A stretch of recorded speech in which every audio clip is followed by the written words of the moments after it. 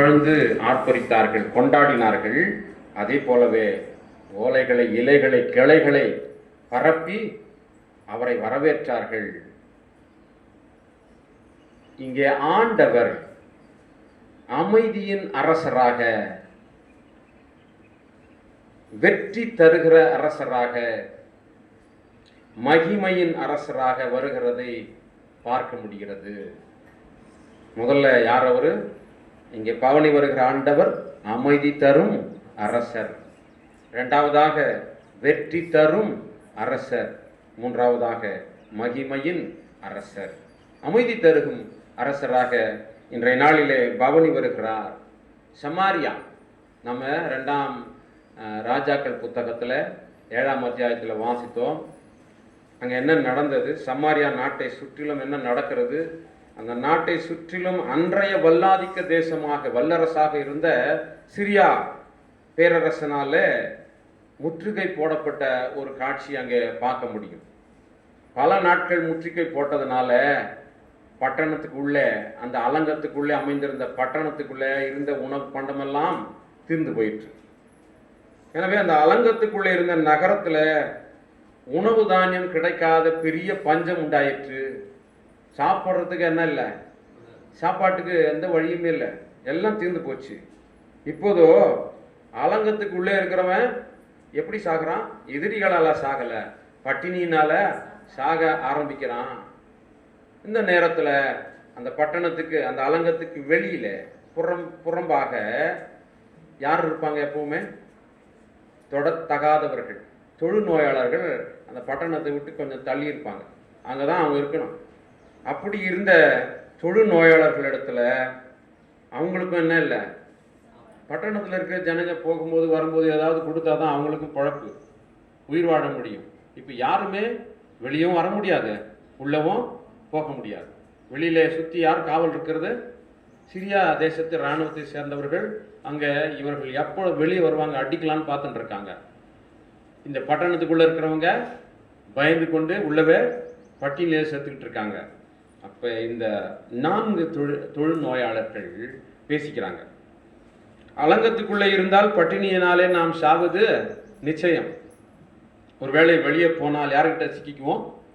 சீரியர்கள் இடத்துல, அந்த இராணுவத்தின் இடத்துல போய் சிக்கிக்கொள்வோம். சிக்கி சின்னாபண்ணமாயிடுவோம். அவங்க உயிரோடு வைப்பாங்களும் தெரியாது, நம்மளை கொண்டு போடுவாங்கன்னு தெரியாது.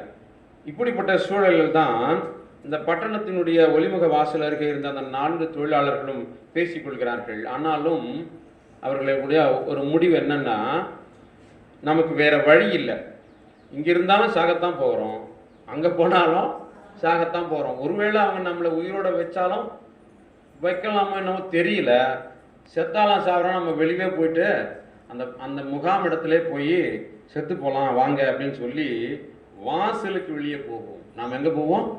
வாசலுக்கு வெளியே போவோம் என்று தங்களுக்குள்ளே சொல்லிக்கொண்டு சிரியா தேசத்து இராணுவம் தங்கியிருந்த முகாமுக்கு போகிறார்கள். அங்கே போகிற பொழுது ஆண்டவர் ஒரு ஆச்சரியமான காரியத்தை செய்கிறார். என்ன? அந்த சீரிய இராணுவத்தை சேர்ந்த வீரர்களுடைய காதுகளில் திரளான படைகள், ரதங்களும் ஓடி வருவது போன்ற, அப்படியே திரண்டு வருவதை போன்ற ஒரு பெரிய இரைச்சல் சத்தம் அவருடைய காதுகளிலே கேட்கும்படி செய்கிறார். அவங்களுக்கெல்லாம் ஒரே குழப்பமாயிருக்கு. என்ன படைகளெல்லாம் பெருசாக திரண்டு வர மாதிரி ஒரு சத்தம், ஆரவார சத்தம் கேட்குது, என்ன சத்தம் என்ன சத்தம்னு சொல்லி கவனிக்கிறாங்க. அப்போதான் அவங்களுக்கு புரியுது, இந்த இஸ்ராயலுடைய அரசன், நாம் முற்றுகை போட்டிருக்கிற இந்த அரசன் என்ன செஞ்சிருக்கான்? மற்ற நாட்டினுடைய அரசனோட படைகளோட ஒப்பந்தம் ஒன்றை திரட்டி போட்டுக்கொண்டு படைகளை எல்லாவற்றையும் திரட்டி கொண்டு வந்து விட்டான். அவங்க கிட்ட நெருங்கிட்டாங்க. நாம் இங்கே இருந்தா நம்மெல்லாம் அவ்வளோதான் நம்ம கதை. ஆகவே உயிர் தப்பிச்சா போதும் என்று சொல்லி எல்லாவற்றையும் அப்படியே விட்டு விட்டு ஓடிவிட்டார்கள். எதை? அங்கே தங்கியிருந்த இடத்துல இருந்த என்னென்ன வச்சிருந்தாங்களோ எல்லாத்தையும் அப்படியே விட்டு ஓடிவிட்டார்கள். இந்த 4 பேர்கள் தொழுநோயாளர்கள் என்ன செய்கிறாங்க? அந்த முகாமுக்கு போகணும்னு சொல்லி பயந்து பயந்து போகிறாங்க. அங்கே போய் பார்த்தா ஒரு ஆள் கூட இருக்கிற ஒரு அரவமும் இல்லை, எந்த அடையாளமும் இல்லை. எப்படி இருக்கு? எல்லாமே திரளான கழுதைகள் இருக்கின்றன, திரளான குதிரைகள் இருக்கின்றன, தானியங்களோ கேட்பார் இல்லாமல் கிடக்கு. ஒரு மனுஷன் கூட அங்க காணும். ஒரே ஆச்சரியம். இங்க இருந்தவங்க எல்லாம் என்ன ஆனாங்க தெரியல, எங்க போனாங்கன்னு தெரியல. இவர்கள் எல்லாம் பார்க்கறாங்க, ஆச்சரியப்பட்டு இந்த தானியத்தெல்லாம் பார்க்கும்போது அவங்களுடைய சந்தோஷத்துக்கு அளவே இல்லை. உணவெல்லாம் எடுத்து சாப்பிடலான்னு சொல்லி சாப்பிடும் போது ஞாபகம் வருது, ஐயோ அங்க நம்ம ஜனங்கள்லாம் என்னவா இருக்காங்க, பட்டியல சாகுறாங்க. நம்ம இந்த விஷயத்த முதல்ல அங்க போய் சொல்லணும், முதல்ல நாம் அதை செய்வோம். இந்த நல்ல செய்தியை நாம் உடனே சொல்லலைன்னு சொன்னா யார் மேல தண்டனை வரும்? பழி நம்ம மேல வரும் என்று சொல்லி உடனே போய் அவர்கள் பட்டணத்தில் இருந்தவர்களிடத்துல சொல்லி, அதன் பிறகு அரசன் முதல் எல்லாரும் வந்து அங்கிருந்த எல்லாவற்றையும் என்ன பண்ணி கொண்டு போனாங்க, எடுத்துக்கொண்டு போனார்கள். ஒரு பதற்றமான சூழ்நிலை இருந்தது. அதுக்கு முன்னாடி எப்படி இருந்துச்சு, என்ன நடக்கும்னு தெரியல. பதற்றமான சூழலில் இருந்து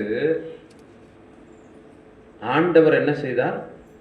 அமைதியை தந்தார்.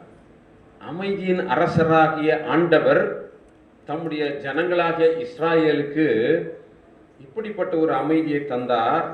இந்த அமைதி எதனால் உண்டானது? வீரர்களெல்லாம் போய் அந்த எதிரி முகாமில் போய் அடிச்சு அவங்கள விரட்டி, அப்பாடா இப்பதான் நிம்மதி, அப்படியே கிடைச்சது. அதனால கிடைக்கல அந்த நிம்மதி. இராணுவ பலத்தை கொண்டு அல்ல, படை பலத்தை கொண்டு அல்ல, தன்னுடைய மக்களுக்காக அமைதியின் அரசராகிய ஆண்டவரே போர் செய்தார். அவர் செய்கிற போர் முறையே வித்தியாசமா இருக்கும். மற்ற வீரர்கள் எல்லாம் துப்பாக்கி வச்சுன்னு இருக்கான், ஆனா ஒரு துப்பாக்கி கூட என்ன பண்ணல, வெடிக்கல, வெடிக்க செய்யவே இல்லை. துப்பாக்கி சத்தமே கேட்கல. நம்ம காலத்துல சொல்லணும்னா அப்படித்தானே. அவர்கள் எல்லாம் சும்மா இருந்தார்கள். ஏன்? அவர் சமாதானத்தின் தேவன், அமைதியின் அரசர், சாலேமின் ராஜா, சாலேமின் மெல்கிசேதேக்கு அப்படின்னு சொல்லி ஒருத்தரை பத்தி நாம வாசிப்போம்.